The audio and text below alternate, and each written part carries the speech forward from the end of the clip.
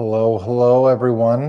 For those of you tuning in, welcome to another iteration of the Psychedelic States of America Advocacy Spotlight Initiative, brought to you by our friends at Psychedelics Today, High Times, Lucid News, and Reality Sandwich. My name, as you can see in the bottom left corner, is Jack Gorsline. I'm the founder of Psychedelic States of America and an investigative journalist focused on the politics of drug policy reform. I'm really excited to be joined today by the co-founder of a fascinating organization that is set to, as we've listed in the title, guide an emerging industry. I'm here with Britt Rollins, co-founder of the National Psychedelics Association. Britt, thank you so much for joining us today. Absolutely, Jack. Glad to be here. Yeah. So for those who are entirely unfamiliar with what it is that NPA does, give us that 3,000-foot view. What is the National Psychedelics Association? Yeah. Well, to start off with, the National Psychedelics Association was formed as a business association pursuant in a 501c6 to offer services, business services, and the like to the newly formed regulated state psychedelic assisted care industry. And what I mean by that, that is the Measure 109 that propped up in Oregon, that is the Natural Medicine and Health Act in Colorado, as well as the recent legislative initiative that went down in New Mexico. Our real goal is to support the practitioners of psychedelic assisted care so they may provide more effective and more efficacious provision of care to their clients and to their constituents. Very legal, technical terms there. And so just to zoom in a little bit closer, can you give those who might not be familiar an understanding of what the difference between a 501c6 nonprofit is and, say, your run-of-the-mill 501c3?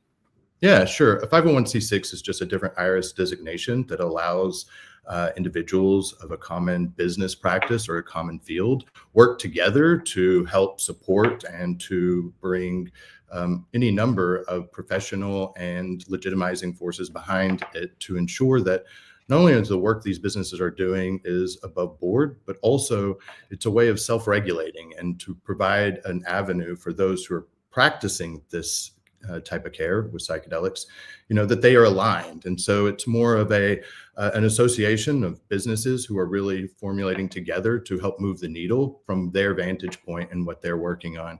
And our real goal here, though, is not just to protect the businesses, the small businesses, the facilitators, the service centers, but the end result of that being a better outcomes, a safer, regulated environment for receiving psychedelic assisted care. So in other words, a trade association of sorts. Absolutely. You could call it that. Professional association, if you will. Very cool. Psychedelic Trade Association has a nice ring to it.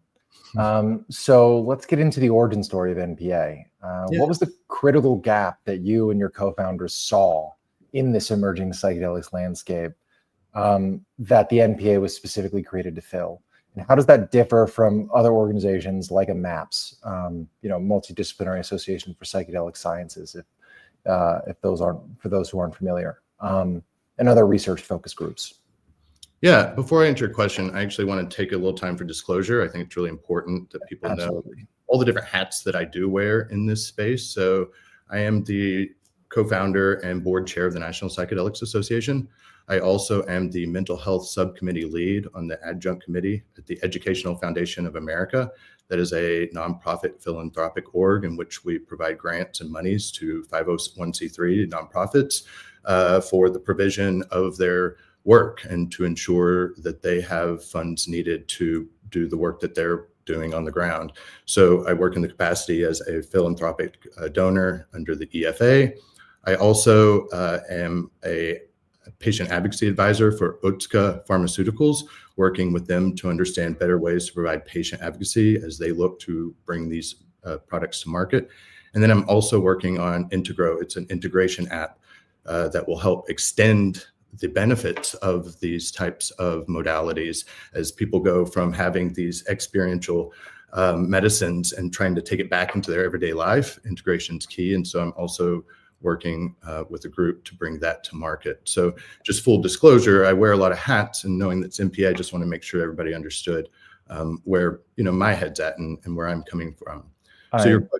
Yeah, go ahead. Just to say, so appreciate the willingness to be transparent. There are, certainly no shortage of power players with, fingers in different areas of this industry, and the upfront transparency, all of the different things you're involved in is refreshing as an interviewer. So thank you. So now on to the question. Yeah, no. So you'd asked what was the crucial gap and where did we see and where did we feel that we would be able to help support this field, I think was your question. Yes, sir. And at the end of the day, I think as a trade association, as we just discussed, what we're really trying to do is lower the end cost of psychedelic assisted care, but we're not doing it downstream at the individual level. What we're really looking at is upstream. How do we lower the cost of business services without undermining the individuals and the need to earn a living wage as, say, a facilitator or a service owner? And so that's a really delicate balance. But we felt that as a business association, professional trade association, what have you, that we had the opportunity to go in and to help lower costs across the board, thus hopefully helping lower the costs for the provision of this care so it is more accessible and more affordable.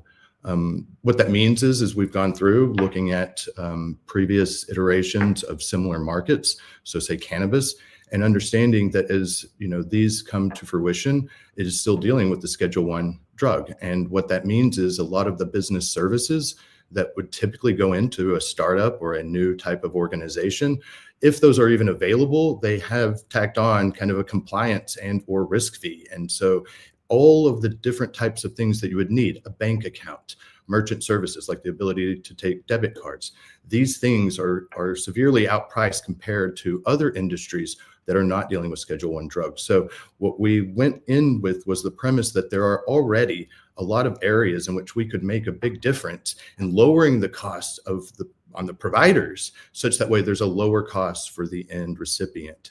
And so what we felt there was this real opportunity to not only help bring in these services, but help educate those banks to merchant services, payroll folks, help them understand what this is. So that way, not only would they provide services to this space, but they would do so hopefully at a lower cost once they really understood the risk involved. And so what we saw was this need to support the small guy, the individual player, as well as the entirety of the space by coming in and doing the things that the individual practitioners don't have time to do.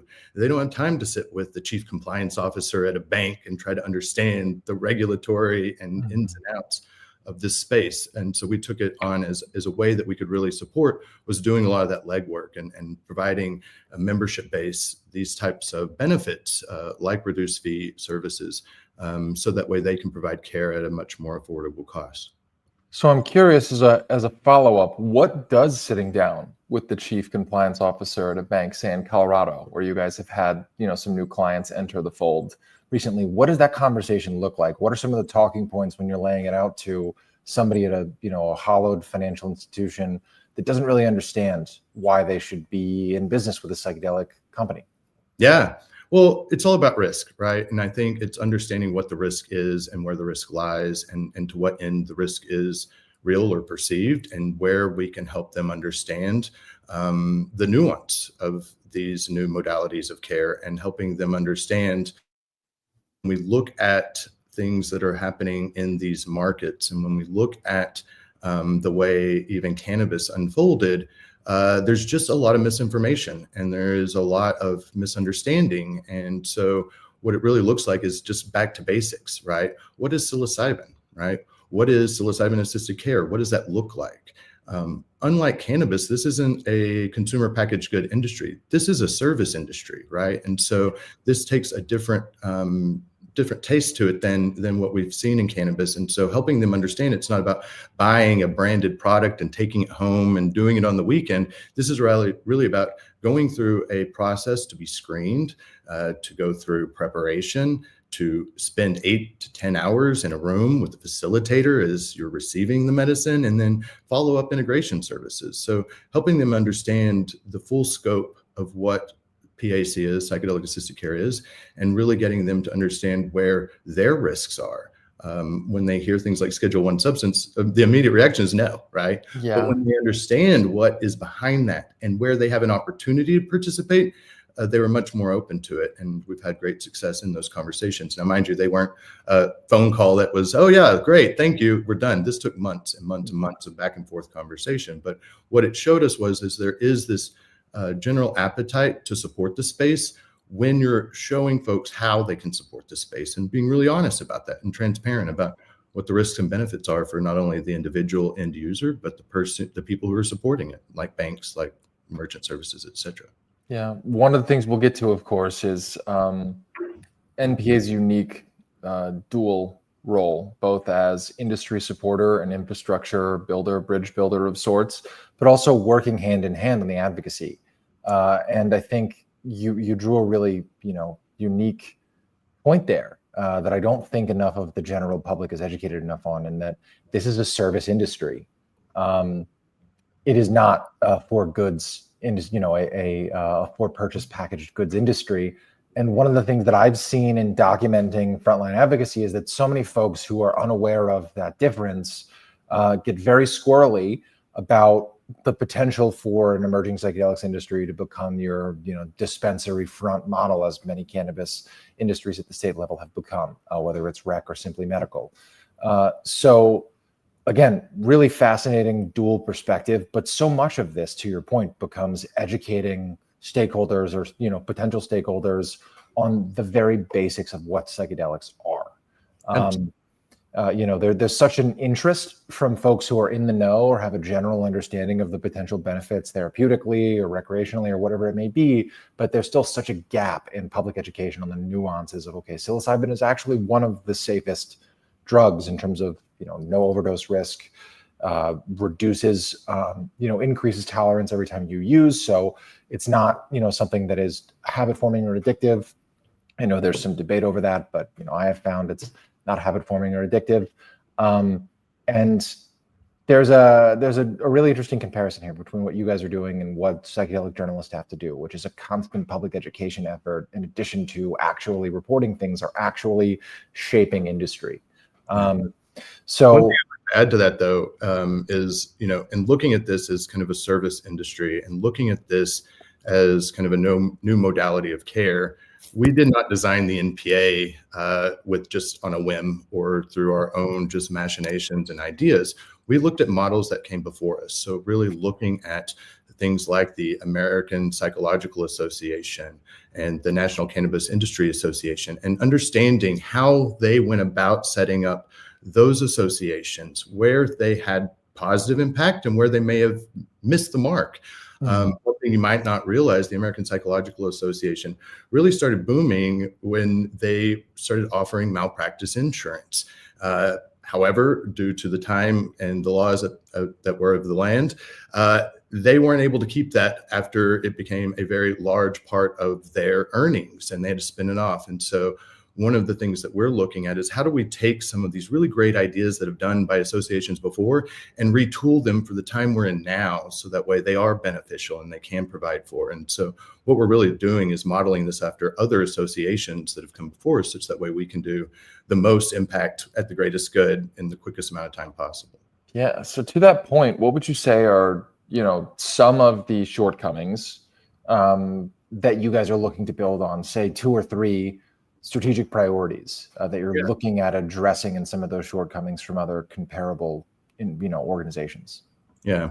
Well, I think right out of the gate, risk mitigation is a key area of focus for us. And when I say risk mitigation, I'm not saying that this is a risky space or there's an inherent risk with psilocybin, but risk mitigation is a need across any business or industry, right? Because that's just what the public needs. And if we think about good public behavior and how we engage with the public, we need to have transparency, and we need to make sure that when we're talking about this, we are thinking about the end user, the end client in mind. And so what that really means is that we are going to be looking at things like professional liability insurance, general liability insurance, but not just those tools to ensure, people on the back end of harm can be made whole. We're also looking at how do we reduce the harm overall. So bringing forth accreditation of training programs. What that means is just making sure the training programs are all meeting a certain level of value and a certain level of thoroughness that makes sure that the education they're providing to facilitators, the education they're providing to those who are operating in this space is top notch. And so accreditation is key. Credentialing, future credentialing of facilitators. they're regulated by the states, but at the same time, there still can be a higher order because as we know, seeing cannabis, it becomes a bit of a patchwork quilt, right? And every state does something a little bit different. Well, this is an opportunity to, level up in a way and provide some of those cross the board assurances that people really are doing the best job possible based off the best information.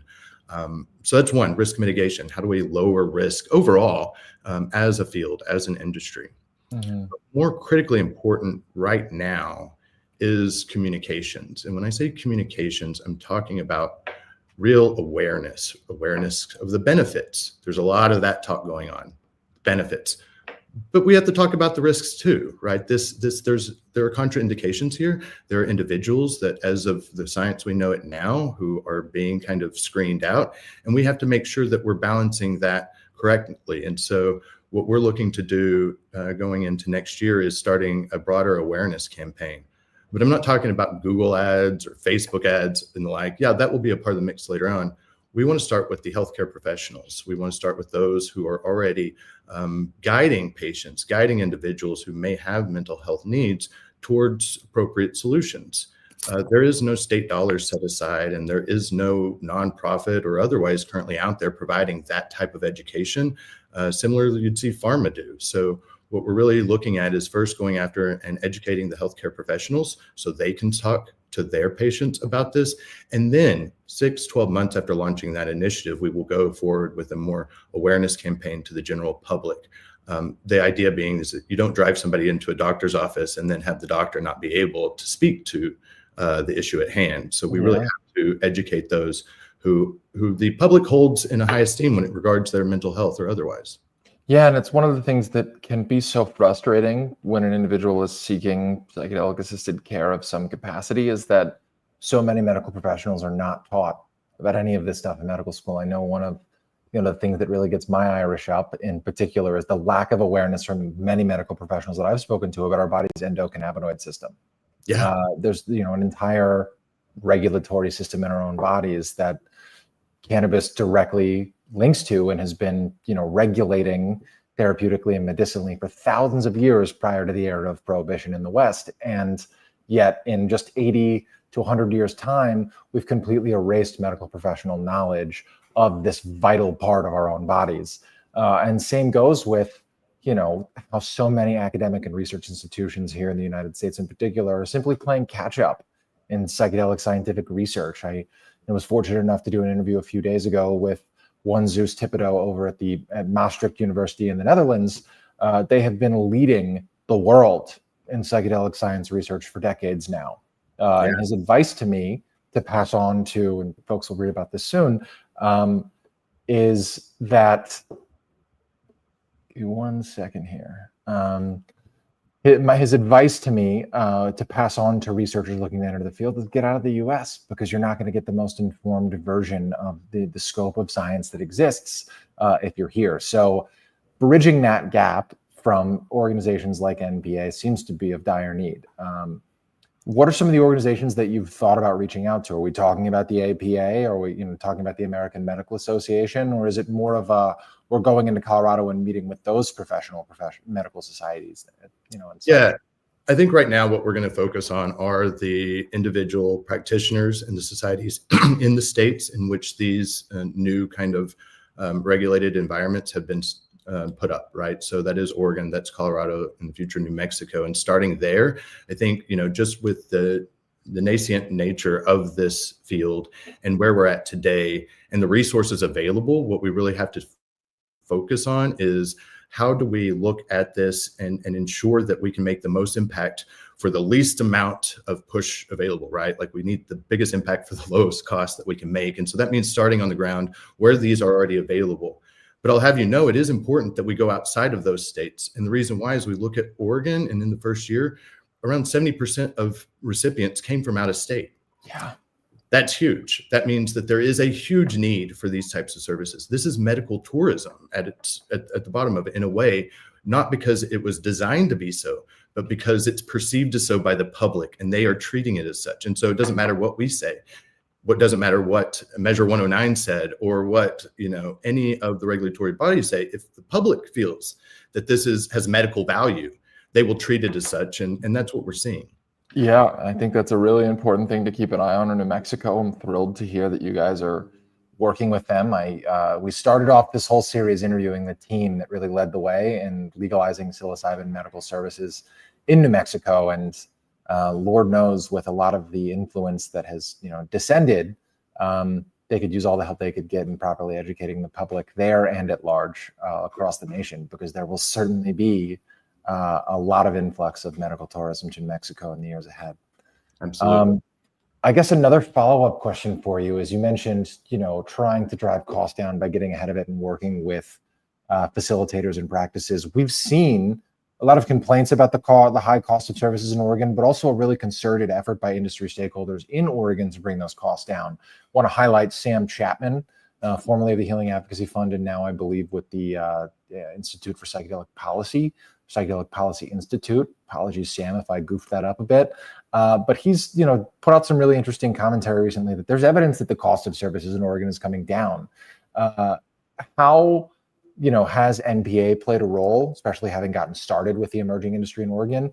And do you see that same timeline for cost of services going down, speeding up in Colorado now that, they've rolled out their program?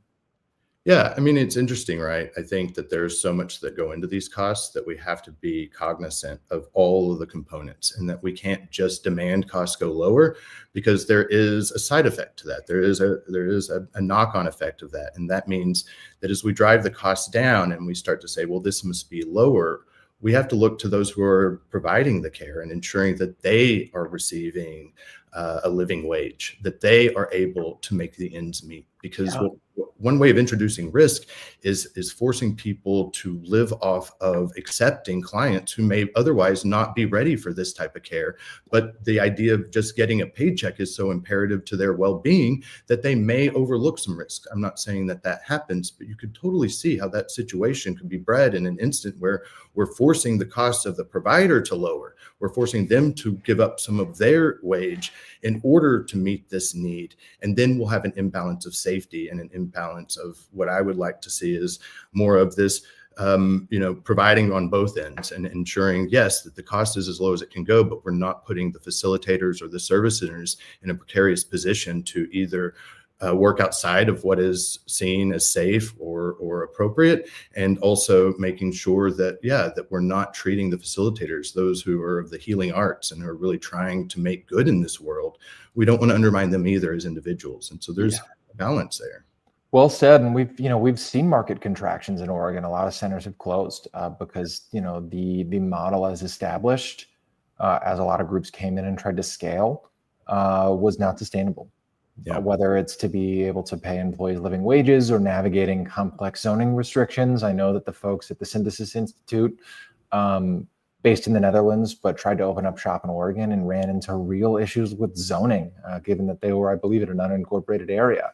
So it sounds like NPA could play a key role in helping newcomers to the market stand up and actually get started. Another factor I think worth highlighting is the Walmart effect. Right? Walmart has long come into rural areas, kept costs really low, and made it really hard for local and regional grocers to compete. And that's driven a lot of them out of business. And as soon as they're gone, Walmart jacks up a lot of the prices. Not that Walmart isn't arguably the most affordable grocery store in America in a lot of places, but that has real issues for equity and access to market profitability for competitors when an outside larger business comes in and can do that when so many others can't keep up. And I don't think that there's a comparable organization for regional and local grocery stores that can combat those issues in the way that NPA might be able to in some of these emerging state markets. So moving on, can you share an example? We talked about a few of them here, but of a current legislative or regulatory challenge, say in Colorado, where you guys have just inked a couple of your, I believe, at least one of your first clients in that state level market or trade association members, if you will, that you all are working to address? And what would you define success looking like in that kind of an effort? Yeah. So, You already spoke with Catherine Tucker, who is one of my colleagues at the National Psychedelics Association. And I know she's talked to you a little bit about our work with Right to Try and rescheduling of psilocybin at the DEA.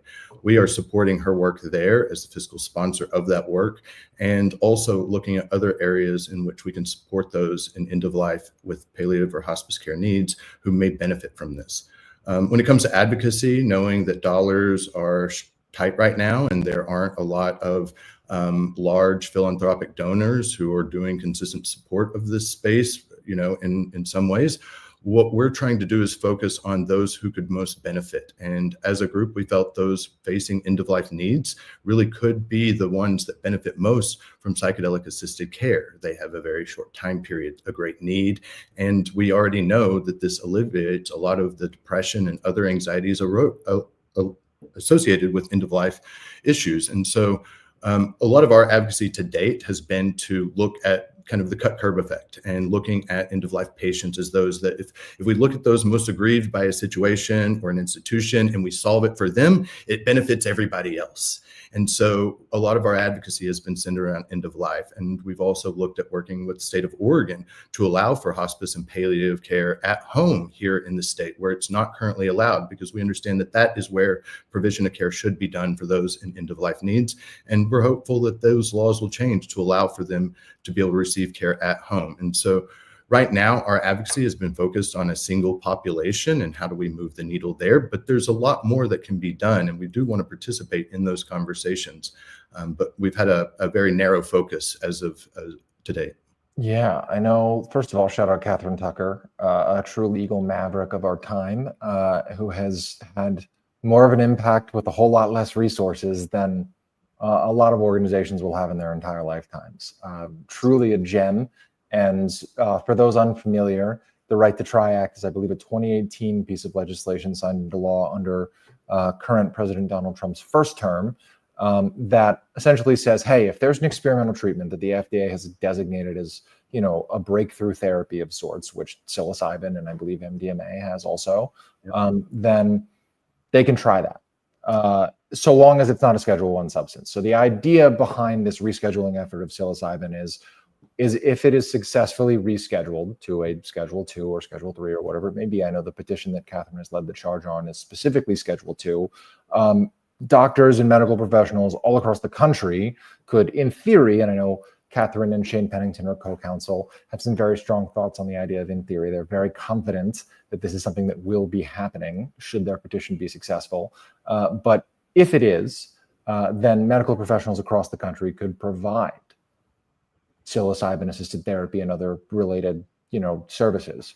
So do you envision in the theoretical event that happens, that NPA could rapidly support medical professionals in states outside of the state level industry of Oregon, New Mexico, and Colorado?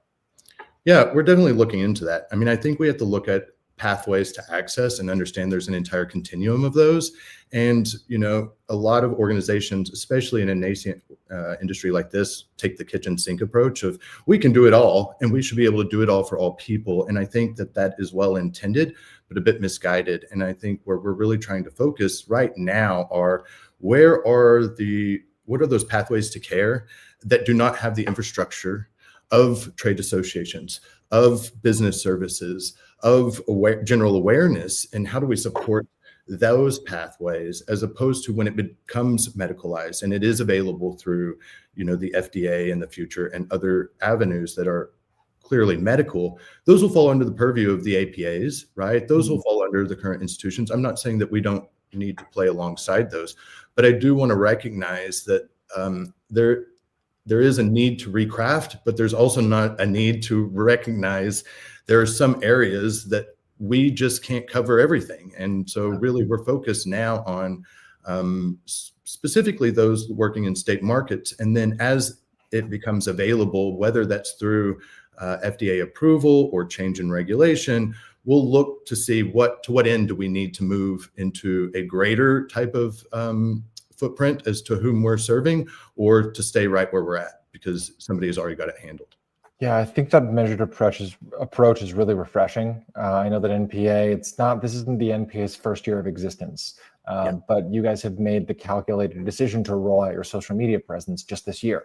And I think that the thought and care that the board and NPA's entire leadership has put into how do we, take as many steps in the right direction as possible without overextending ourselves is a lesson that many organizations in the psychedelic sphere could certainly learn from, but is also, has the potential of setting a new standard for how organization building in both the psychedelic industry and many other industries like it, cannabis included, I think, can think. I think one of the most important things a man can know, a man, woman, or friend beyond the binary, if you will, is their limits. And it seems like NPA knows firmly where their limits are currently and where their limits might extend to in the future.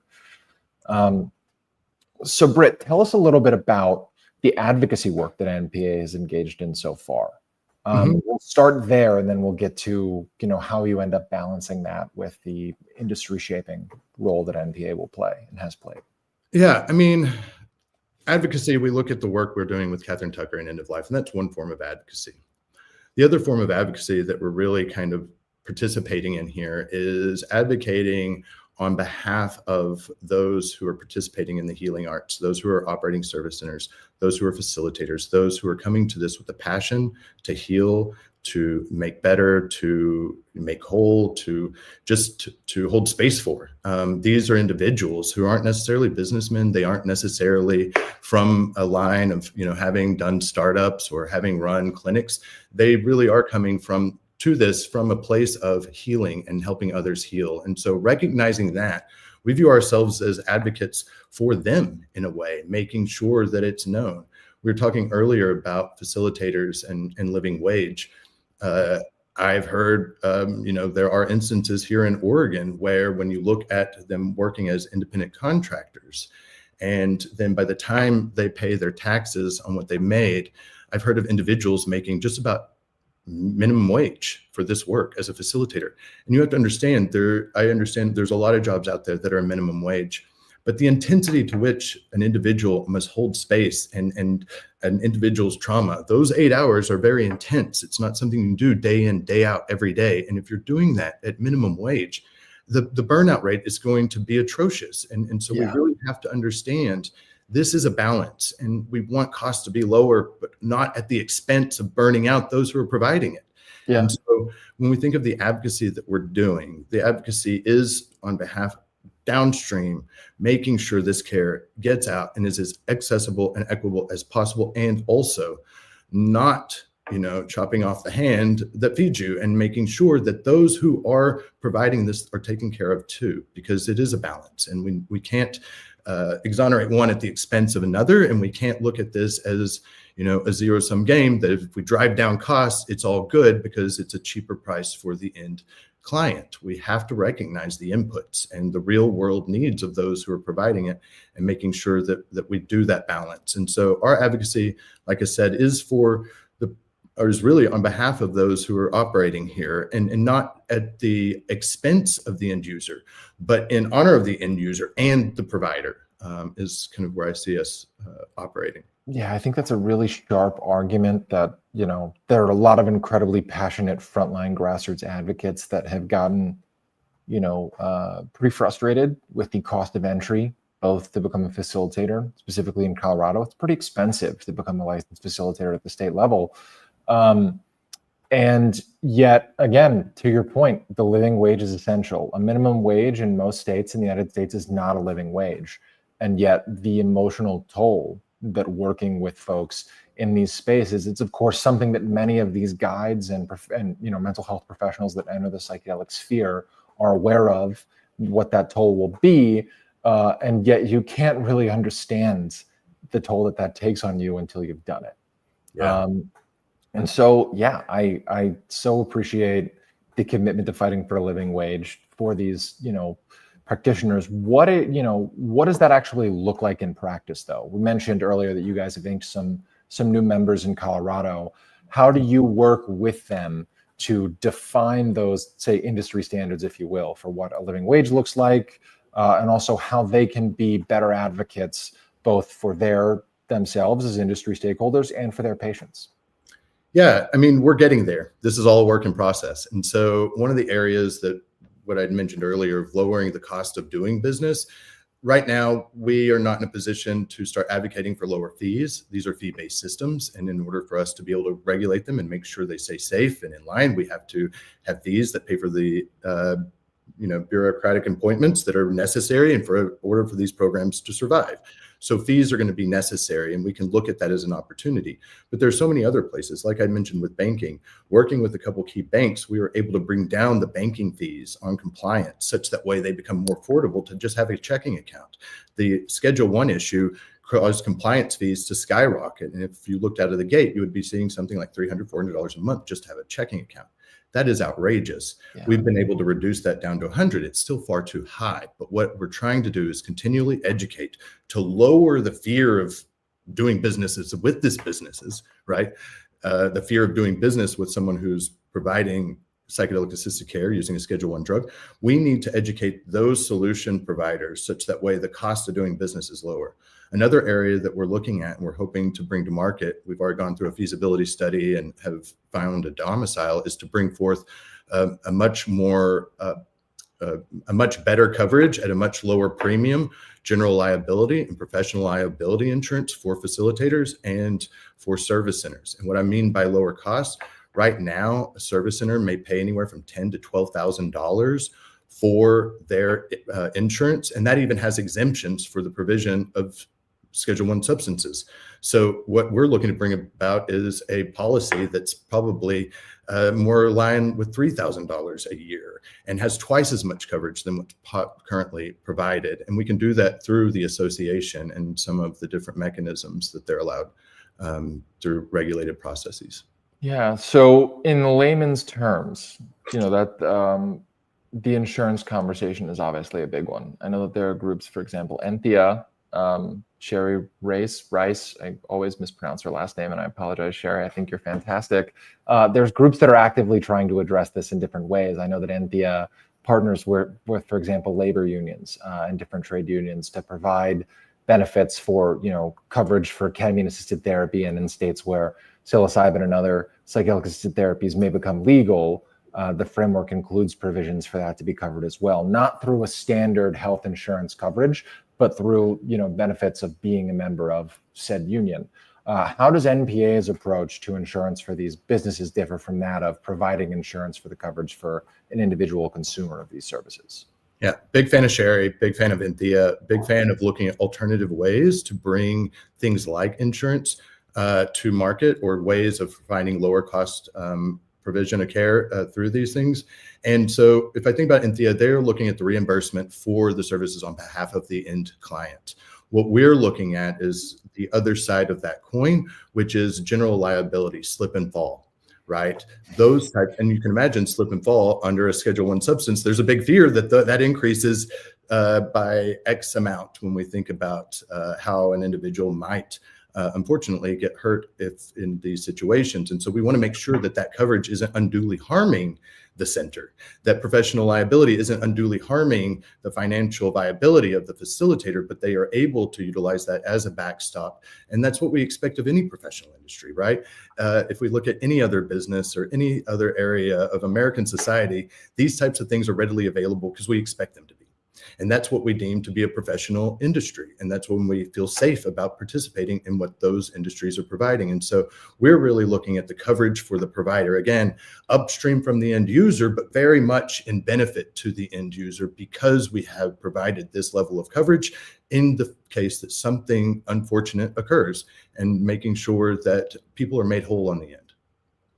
Yeah, I think continuously going to be such an important conversation, especially as Colorado gears up to roll out an ibogaine assisted therapy program pretty quickly, from my understanding. I think they're in good hands with Dominique Mendiola at the helm of the Colorado Natural Medicine Health Department. But obviously, ibogaine carries a number of risks that psilocybin assisted therapy just does not. Those risks have come down as medical science has adapted and identified new ways to counteract some of the cardiovascular risks of ibogaine. Shout out Nolan Williams, rest in peace, who really discovered that magnesium can be a great counteractant for some of the cardiovascular concerns associated with ibogaine-assisted care, but we're still going to have folks that seek out ibogaine-assisted therapy and may have some side effects or some struggles with it, that having risk mitigation services, and again, the slip and fall insurance, if you will, is going to be a dire need as that becomes the first state-regulated ibogaine therapy program in the country. So glad to hear that you guys are thinking ahead on that front. Let's talk a little bit about core ethics and principles that you guys are establishing at NPA for some of the stakeholders that you brought into NPA membership. What are some of the ethical principles or guidelines that NPA is emphasizing for members, and that can ensure that the movement progresses with integrity? Yeah. Integrity, that's a really important word. And I think it can be loaded, but it really is, how are we moving forward with honesty, transparency, and an open mind as to not knowing all the answers, but being secure in taking those steps forward where we lack them, but being honest about what we know and don't know. What we're currently focused on is building an organization that really is for and of the businesses in this space. And rather than taking a top-down approach to that type of care, what we're really trying to do is create an environment in which those on the ground who are operating these spaces, who are the most informed of how these are being rolled out and where the risks are and where there are vulnerabilities when it comes to integrity and or ethics, understanding those in a real world way as opposed to being from an ivory tower and dictating on high. What we're trying to do is build consensus among the operators. And so right now, current state, we're requiring members to live up and to uphold the state regulations as put forth by the programs in those states, bare minimum. But that's because we're still not at a capacity point where I would say that we have enough of a constituency to really start looking at the future state. And that's where, as I said earlier, cannabis patchwork of regulations and approaches from state to state. This is our opportunity, because it's a service industry, to raise the floor across the states based on what we're seeing on the ground. And that's going to be a critical importance, because anyone who's sitting in, say, more of an academic or research type of institution, that's not the real world. That's not the wild. That's not where things are going down. And so when we make rules and decide our ethics based on these very pristine kind of circumstances that are highly kind of organized and created, we're not seeing what the real issues are. And so our kind of approach to this is right now rely on the good ideas and the good beliefs of what the states are putting forth, having people uphold those for membership. And as we move forward, start to recognize, as the members populate the board of NPA and start to really run the organization as you would see in any other trade association, start to make those across the board based on the collective consensus of those operating in these spaces. And so, yeah, really right now focused on delivering, great products that makes their business and their business lives and running their operations easier. In the future state, not reliant on our own beliefs, but really democratizing it across the businesses and individuals operating this space to really self-regulate and to determine from what they see day to day across the board, where do we need to double down on further, rules? Where do we need to double down on codes of ethics or anything of that nature, and not issuing it from Britt's perspective or necessarily NPA as an organization perspective, but the people, the collective that makes up NPA and that make up this field and these businesses. Yeah, there's definitely merit to a top-down approach of sorts at times, especially with an industry like this that's emerging, already valued at, I think, $25 billion globally, the legal psychedelic industry. I'm aware of North Star Group. I think they do a really phenomenal job of setting some of those top-down standards and getting groups to commit, pledging to ethical business conduct. We saw, at least I think, in my opinion, the failings of the ESG movement in the corporate world across any number of industries that led to a lot of greenwashing, a lot of claims of carbon credits being this thing that's offsetting negative impacts on climate change, that ultimately just ends up being an excuse and an applause line to continue to do things that are harmful to the climate. So to see that there are groups that are actively working to help kind of corral and enforce the standards that states themselves are putting forth, but also groups that are looking forward and saying, how do we get ahead of some of the problems that other industries have had to play catch up to establish ethical business standards on the corporate level, and in so many instances, unfortunately, have failed to hold account. Do you see the efforts the NPA is doing on the ground as playing a tandem role with an organization like a North Star per se? Definitely would like to. I mean, I definitely have had great respect for North Star, and even the pledge that they put out so many years ago, originally as the foray into helping align businesses around integrity and codes of ethics and really best business practices. And I think that's amazing. And I think that's super important, and that will have a very great value in moving this forward in a positive way. I also understand that it's one thing for a business at any one time to claim or pledge something. And as the economics of times regulations change, so do their practices. And so I think sometimes that's a point in time. Where we sit today and where we plan to be in the future is if we're bringing forward things like really low cost, high quality insurance, we're bringing forth things like really effective pricing on banking and other types of enterprise services. And in order to stay in business, you really need access to these types of products.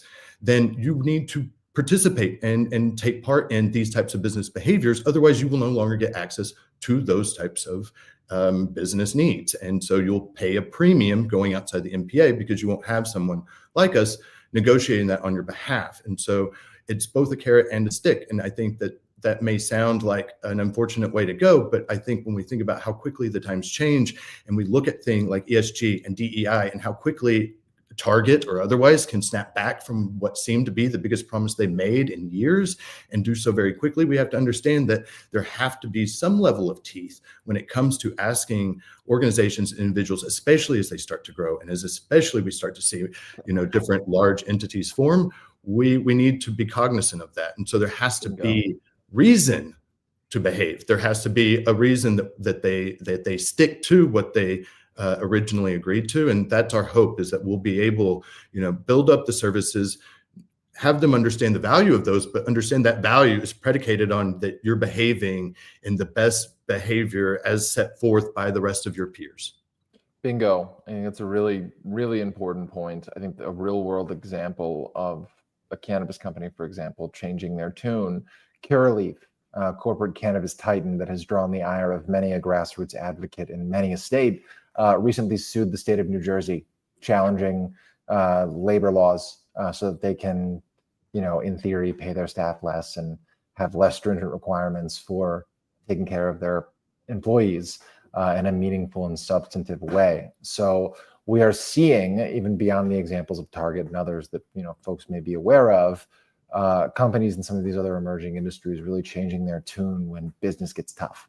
The New Jersey cannabis industry has flourished. There's been a really great attempt at from a regulator standpoint, to enact ethical, standards for those companies from the top down, from those state regulations. And yet still a company that has vast amounts of wealth can challenge that at the state Supreme Court and potentially win, depending on the judges that are sitting at that level. And I think that's a story for folks in the psychedelics industry to continue to keep an eye on.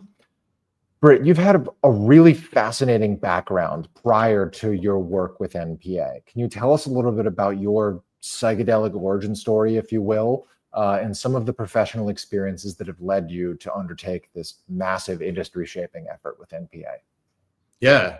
So I was not an advocate early on in my career. That's not necessarily where I cut my teeth, although I have a great passion for advocacy and the work that we're doing.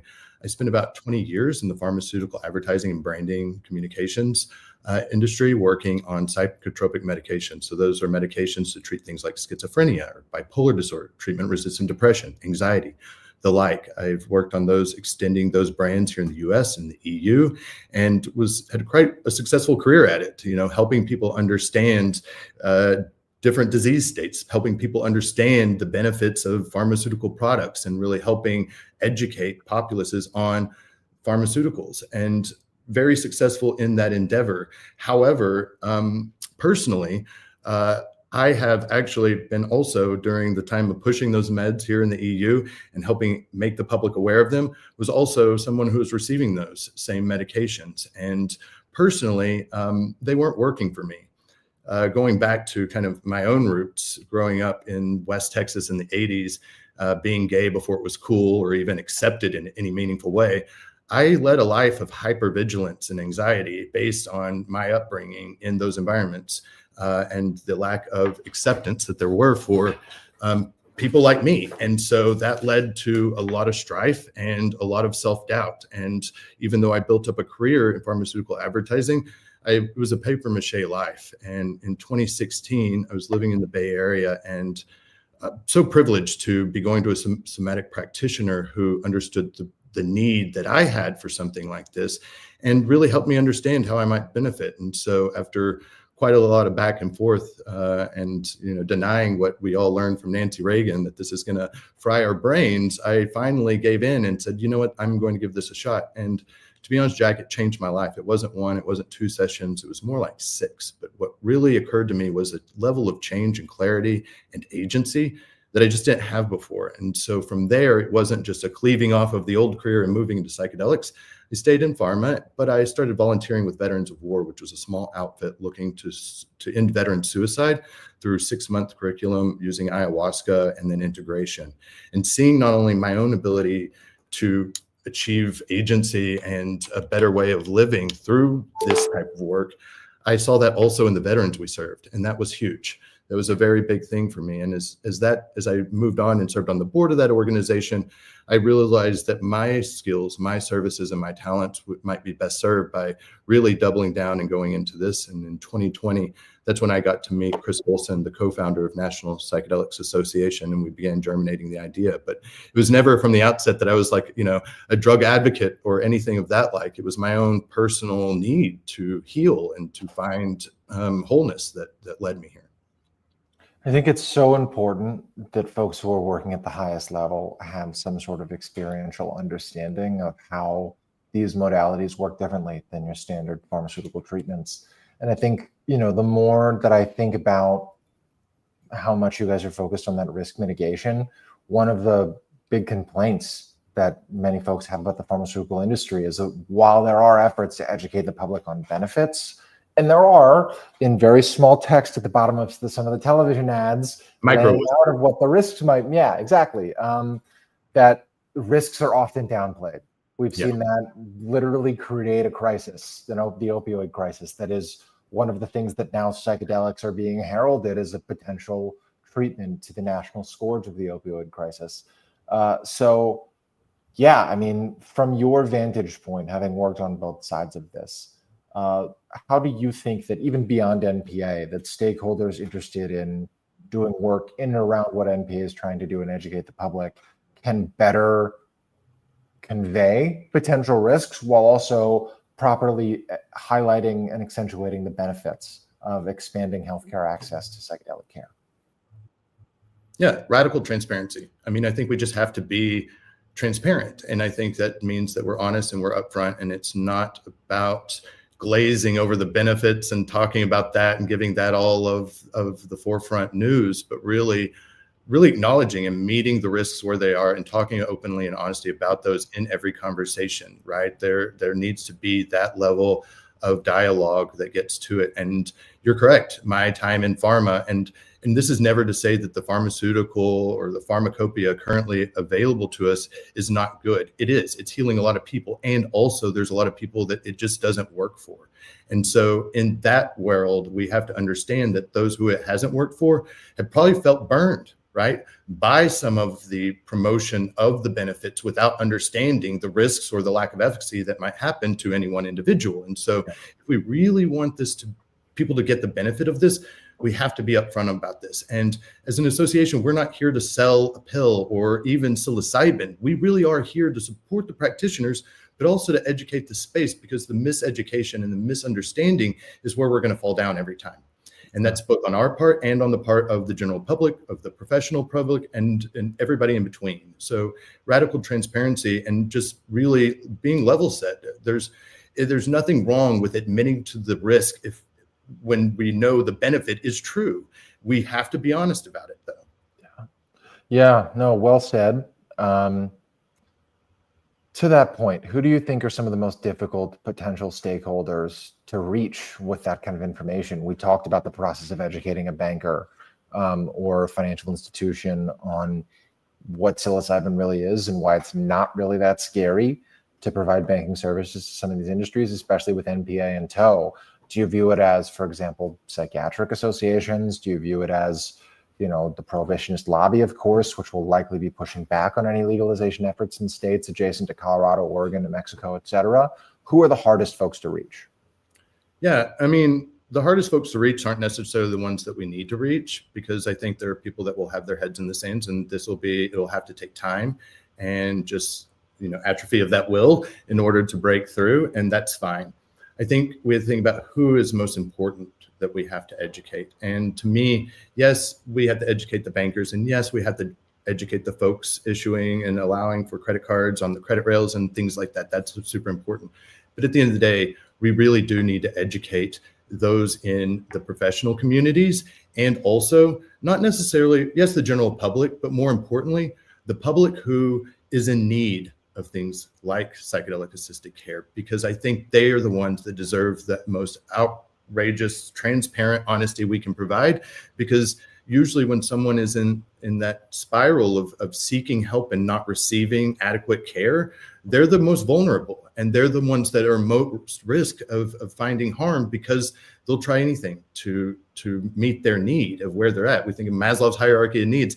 People are going to do what they need to do to find shelter, to find help, to find these things. And we need to support them in that and provide them the honesty and the truth of both the good and the bad. So that way they're able to get what they need, because obviously they've been deserved at some point. Yeah. I love a good Maslow reference on a Tuesday afternoon. Why not, right? Britt, we're coming up on time here. There's a few more questions I want to get to, so we may run a little bit over an hour, and I think that's okay. I'm known to ramble. Beyond legislative victories, how do you measure the ultimate success of this so-called psychedelic renaissance? It's not a term I love, but it's a term we use, especially when it comes to public health and societal impact. Yeah, public health. I think we look at public health data. I think that is what's going to see, and that's what we need to see in order for us to understand that this has been successful. I look at the states that have brought on the ballot measures or the legislative measures, and the ones that have actually followed through. So Oregon, Colorado, now New Mexico. Then we look at the public health data, whether that's on alcohol use disorder, substance use disorder, just opioid use, and just mental health data. And we look at the cross section of those states and where they sit on those rankings, and they're pretty close to the bottom, unfortunately. Yeah. So what does that tell us? These states are taking upon themselves to heal themselves and their communities in any way they can. Yeah. What that means is that the data that we follow should be public health. I do care about individual adverse events, and I do care about like what happens at the individual, but really what these programs are being set up to do is improve public health. And that's how we should view this. That's the litmus test for which we should measure whether or not we're doing a good job. Have we changed those metrics? Yeah. I think one of the misleading statistics that often gets thrown around by prohibitionists in particular is increase in 911 calls related to psychedelic experiences. I know there was a slight uptick, I believe in Colorado in the first year, but that's almost a public health win in my opinion. I don't know about you, because it means that people feel safe enough when using, whether it's in a regulated setting or Colorado being decriminalized for personal use and possession and home cultivation, they feel safe enough to seek medical advice in the most sensible way when you're in the throes of it, a 911 phone call. And even if that doesn't result in hospitalization, it means that somebody sought out care and didn't feel like they'd get in trouble. So what would happen if they didn't call the ambulatory services, emergency service? Where would we be if they didn't? And that's another constituency that we should always acknowledge. Emergency responders are another great group to educate, because we need people to feel comfortable, especially in deregulated personal use environments, to feel comfortable to rely on the civic services that are available to them in any other distressing situation. And they're being made to them on these as well, such that way we miss those type of really catastrophic events that happen when somebody doesn't feel comfortable calling for ambulatory care, that don't feel comfortable calling for emergency care, and then something very negative happens. So I agree with you there. I think that is a good thing. And we need to educate the health responders. So when they do show up, they're providing the type of service in that situation that is most needed by the individual who is distressed under psychedelics. Yeah. Yeah. And we have great organizations that have provided for a good while now. A Go Between, the Fireside Project comes to mind. It's just really the gold standard for providing psychedelic assisted therapeutic assistance of sorts. And even if somebody's using recreationally, you can call up their hotline, or now they've got this great trip check service where you can schedule somebody to call you in the throes of a trip to make sure you're okay. But first responders also having experienced so much trauma on a daily basis themselves could both stand to be educated for their own potential use. But also, there's nothing more, there are a few things more traumatizing than being judged by a medical professional for the way that you sought to improve your life. Two more questions for you, Britt, and then I'll let you go. In 5 to 10 years, we'll close with that one. Actually, there's been a lot of talk recently of large organizations with influential donor bases. One that comes to mind is the Psychedelic Science Funders Collaborative, that are actively attempting to shape this emerging industry. Some have argued that groups like that are doing it for any number of personal reasons or financially invested reasons. NPA seems to be the kind of organization that can shape these kinds of emerging industries for the most equitable and accessible reasons possible. How does NPA differ from a philanthropic-minded organization like the Psychedelic Science Funders Collaborative? And what would you say to donors who are looking to diversify where they're putting money towards as to why they should support NPA? Yeah, I think that's a good question. I think, as with anything new, interests get tangled and people look to support in the ways that they know how. And those may start out from places of altruism and morph otherwise over time, or maybe they weren't there at all. But also we have to recognize there's two sides to any new industry being formed or formulated. And that is both the individuals who want to participate in that, and then those who want to fund it. And if we look at this and think of something as PSFC, they are not unlike whom I work with, Educational Foundation of America, who is a philanthropic giving organization. I think EFA is more of a true grant-making philanthropic org than, say, PSFC is, as they are a collection of donors. In full disclosure, EFA is, and by proxy, then I am associated with PSFC as a group that provides nonprofit philanthropies education on where the opportunities are to give. We do not necessarily give through PSFC and have not given through PSFC, but we do attend and have heard some of their outputs and some of their, kind of roadmaps and whatnot. But when I look at NPA specifically, as you asked the question, as it relates to a group like PSFC, NPA really is a boots on the ground operation that is looking and executing on supporting this space. We are not a funding group, nor are we looking to provide grants to nonprofits, nor are we looking to shape the behavior of other nonprofits. That's not our goal. What we're looking to do is to really service the individuals at the state level who are participating in these fields. And so we are not like that, or are not necessarily similar, in the sense of we're really looking at approaching this from a different way. And I think that is important to notate. And, we have stayed below the radar. You mentioned earlier not having the social media up, which killed me as a communicator. I was like, oh, we have to. But really, it was a choice. And it was because we're not receiving big funds or any checks really from that organization. A couple of smaller donations from a few members, but not by and large from PSFC. And that's because we really are trying to do this in a way that is a bottoms up. This is to support the businesses. And so we're not a top-down approach organization. And so I think that is a real difference here. And also the fact that we're not looking to shape the market by the grants we give. We're looking to support the market by providing services to those operating here. Yeah.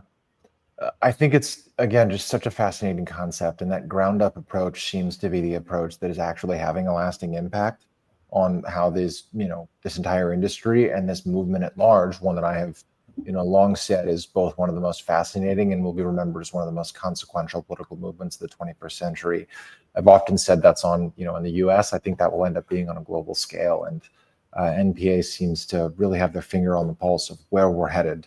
So to close, 5 to 10 years from now, what do you hope the psychedelic industry looks like in the US and potentially abroad?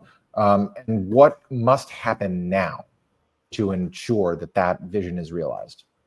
Yeah, 5 to 10 years, really open access across the US, and looking at this not from the medicalization, but understanding for the first time in history, we have what's being seen as a therapeutic modality that we do not have access through the medical model for, by and large, the public, right? We have in a lot of places personal use and decrim. We have religious use. We have now the state community type use. And then we have these clinical trials, but we're missing a slice of the pie. And so this is a therapeutic modality that isn't even available through the medical lane at this time. And so what does that mean? That means that access should be open in a lot of different ways, because it can be, we know that. And so in my mind's eye, what this looks like is, yes, we do have the FDA paths, because there are some people who will only trust an FDA product.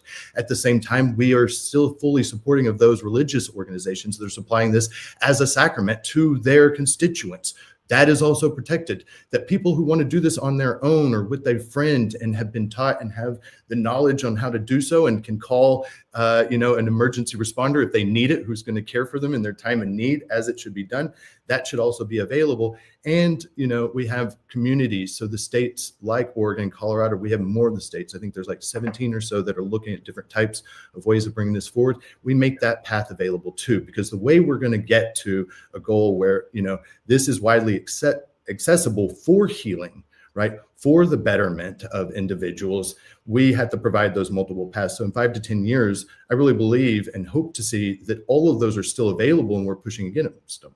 What we have to do right now to ensure that, in my mind's eye, is continue this truth, this transparent, this honest conversation about the risks and the benefits. Because as soon as we start to overplay or underplay either of those, we'll start to see us chopping off those access points under the guise of keeping people safe, but not recognizing the historic significance of we didn't need the medical model to begin with to deliver these cares in so many avenues across millennia. And so I think that if we want to see all these access points open, we have to be honest about these things, and we have to be very forthright that people can heal in different ways, and also that they need to be allowed to have these access points. And that's going to take education, truthfulness, and the like. A measured and thoughtful answer as always. Britt, it has been an absolute pleasure. I so appreciate your perspective and your candor. Where can folks find out more about NPA? Yeah, it's www.yournpa.org, yournpa.org. And that's our website. We also have a social media presence on LinkedIn and Instagram. So check us out and take a look. I believe our donate button is up there too, if you feel the need or would like to donate to the organization. We're super appreciative. And Jack, I really appreciate this time with you. This has been amazing. And as always, a great conversation. Yes, sir. This has been another edition of the Psychedelic States of America Advocacy Spotlight Initiative, this time with Britt Rollins, co-founder of the National Psychedelics Association. Britt, hang around in the lobby for just a few minutes and we'll wrap. I'll close with some thoughts. Thank you to the 104 folks strong that have joined us live today. We'll be sure to roll out some clips in the full episode in the days ahead. I want to thank again our media partners, Psychedelics Today, High Times Magazine, the good folks over at Lucid News and Reality Sandwich as well. Without them, the PSA Advocacy Spotlight Initiative would simply not be possible. And I think there are a lot of lessons to be learned from what NPA is doing and what they are building for the psychedelic media sphere in particular. I am a big fan, as anybody who's followed my work is aware, of collaborative opportunities in this space. We are much stronger as a media collective when we're working together and diversifying our content, both in unison, while also highlighting exclusivity. So grateful for those of you that have joined us and continue to support. I want to throw up in the corner just our QR code. We recently obtained fiscal sponsorship from the association, the Alternate News Weekly Foundation, excuse me, a little tongue-tied here at the end. and we would love your support to be able to keep this going. We have not been taking on sponsors or running any advertisements for a reason. Or paywalling anything for a reason, because as Britt and I discussed, psychedelic journalism, just as psychedelic industry shaping, is a public education service. And we really believe that it should be free and unfettered from financial or classist access alone. So check out the UR code. We will include donation links, etc., as well as NPA's information in the show notes in the days to come. And I will just close by saying that a couple of big articles have dropped in recent months, written by myself and my, Psychedelic States of America co-director Noah Daly, about lessons that the industry can be learning from political movements, both in my former state of Massachusetts, as well as, in states far and wide. I would really encourage folks to read in full and take away something from the lessons that we have been able to uncover, and how some of these state political movements falter or act in bad faith by those who are in leadership. And I will also just tease that there is a lot more to come on that front. So we hope to see you all back again next time for the PSA Advocacy Spotlight Initiative. But until then, I'm Jack Gorsline. Have a great rest of your Tuesday, everybody.